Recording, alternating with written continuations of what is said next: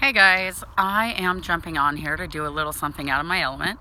Um, about 3 weeks ago, our pastor at The Pursuit, Adam Casper, asked us to share a little bit of our rescue story and then share it on social media. Week one, there was no way I was going to do it. Week two, I started to see where some of my story might be beneficial to some other people. And week three, I had no voice from yelling at 3 weeks worth of Boise State football games. So here I am with a voice, and I'm going to share a little bit of my rescue story. So as a kid, I grew up Catholic. I always knew who Jesus was and that he was my savior, and I had a great understanding because I went to church growing up. When my parents got divorced, we quit going to church. But I always still knew that Jesus was the basis of my foundation. Then I lived in a predominantly LDS community, almost got baptized LDS, and I realized, how can I get baptized LDS when I don't know anything about my own religion? So once I started the confirmation classes, I got confirmed as a Catholic, and that was a really important step in my journey in answering a lot of questions. Fast forward a few years, I moved to Boise, I meet Tex. We get engaged, and I really want to get married in the Catholic Church. We had to go through some steps to do that because he had been married before, and we were unsuccessful at those. So I had a priest who told me that our marriage would never be accepted in the eyes of the Catholic Church, which really, really hurt me.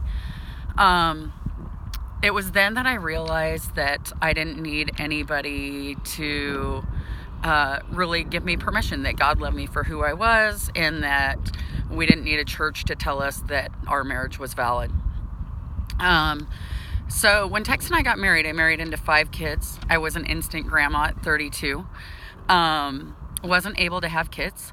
And in 2007, most of you know Tristan, after battling infertility for many years, we adopted Tristan, and Tristan was and is a true gift from God. The whole process was God had every hand in, and I truly believe that to this day. Fast forward about 5 years from Tristan's adoption, and I was standing in this very place at the wetlands, pretty much on my knees. I had some of our kids were battling with addiction. 2 of them were going into jail or prison, and we were getting 2 of our grandkids. And I was at a place where I just was at a pretty much a low and knew that I needed help. So during that time, I had a really close friend, Jamie Link, who referred us to this great, amazing church called The Pursuit. They had a great kids ministry. Little did I know 7 years later that I was going to get more out of this transition than, I thought I was going there for Tristan and the kids and just to get some refuge, right? Little did I know that what I learned there was really going to change my life. Now, fast forward a few more years, and those kids that were battling addiction have overcome them. Couldn't be more proud of them. They have earned their kids back, so the grandkids are back with their parents, and it's just truly an amazing story. In 2014, I was actually rebaptized. I was, yes, that person who they said, okay, we have baptisms today, but if you're not on the list and you feel like you're ready to get baptized, come on down. Well, at this point, Tex was not going to church with me.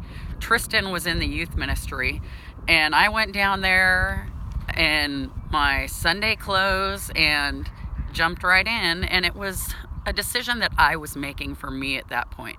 I was baptized by my parents when I was a kid, but this was more about my decision in dedicating my life to Jesus. It was truly an amazing day. I came home and Tex said, "Why y'all wet?" And I'm like, "I got baptized today." And he said, "Why didn't you tell me?" And I said, "I didn't know."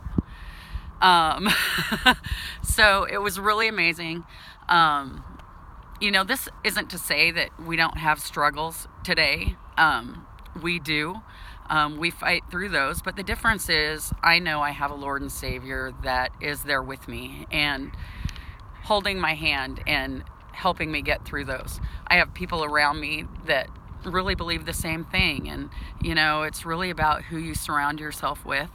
And it takes a village to get through this life, and as long as the Lord is our number one, then we can all get through it. So that's a little bit of my rescue story, and we'll see where I'm at here in another 10 years. Maybe I'll be at the same place with more of that rescue story.